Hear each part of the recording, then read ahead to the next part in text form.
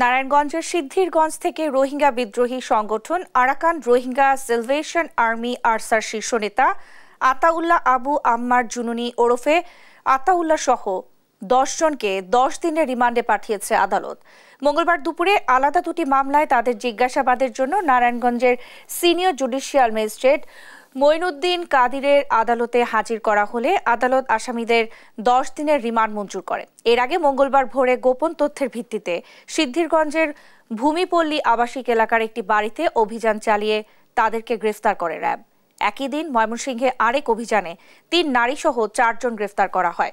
Police জানায় RAB 11-এর পৃথক দুটি অভিযানিক দল ময়মনসিংহ জেলার নতুন বাজার গার্ডেন সিটিতে এবং নারায়ণগঞ্জের সিদ্ধিরগঞ্জের ভূমিপল্লীতে দুটি অভিযান পরিচালনা করে।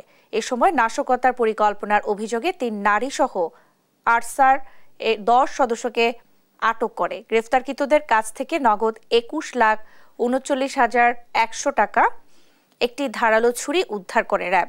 পরে সিদ্ধিরগঞ্জ থানায় তাদের বিরুদ্ধে সন্ত্রাস বিরোধী ও অবৈধ অনুপ্রবেশ আইনে র্যাব বাদী হয়ে দুটি মামলা দায়ের করে।